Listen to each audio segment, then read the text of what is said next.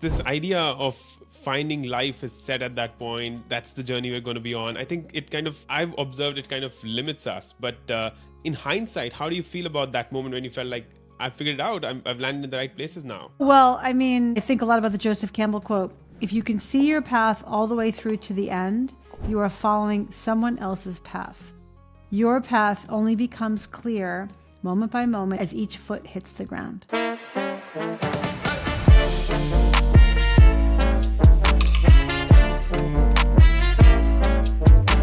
And in business school, I got all turned around and I focused in finance and accounting and strategy because that's what the cool kids did. And I exited to PricewaterhouseCoopers on the so-called 5-year, fast track to partnership.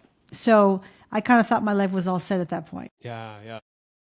This idea of finding life is set at that point. That's the journey we're going to be on. I think I've observed it kind of limits us. But in hindsight, how do you feel about that moment when you felt like, I figured it out, I've landed in the right places now? Well, I mean, I think a lot about the Joseph Campbell quote. If you can see your path all the way through to the end, you are following someone else's path.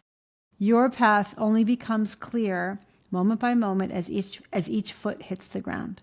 And that was me. I saw my path all the way through to the end.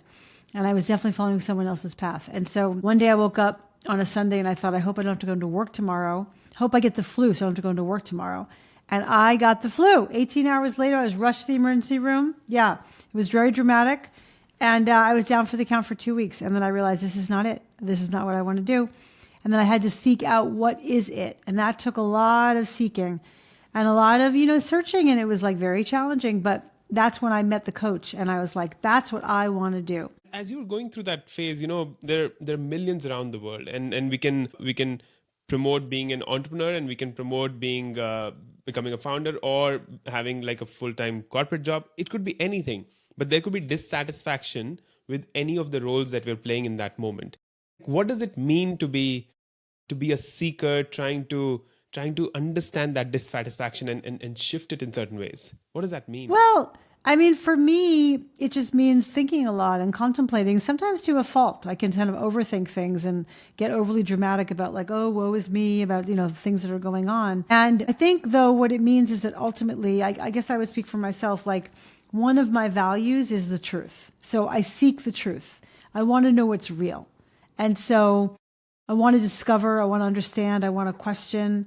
And so through all of that, I think that is kind of what animates the seeking that I do. And, I think there's a lot of ways to do it. You can write in your journal, you can have conversations with, friends or professionals.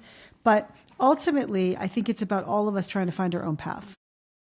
Yeah. And in one of your newsletters, which I read every time you send it, I think the statement that's kind of stuck with me is, the work is in you. Yeah. Yeah, can you say more to that statement? Because it's a very powerful statement. The work is in you, but people, I feel, find it really discomforting to think about their own selves or to question themselves or to really pause and introspect, where are we going, what's happening with our life, because there's just tremendous noise on the outside. So how do you really figure out that the work is in you? I was, before I wrote my book, I was just sort of pulling my ideas together, and I talked to a writer. And we were discussing all of these ideas that I had together, and we were talking about it. And he was sort of asking me, so how do you start with this kind of client? And I said, well, first we assess what's going on inside of them. Well, how do you start with this kind of client? Well, first we assess what's going on inside of them, et cetera, et cetera. And he kept saying, it feels like you always start by figuring out what's going on inside of them. I said, yeah, because the work is in you.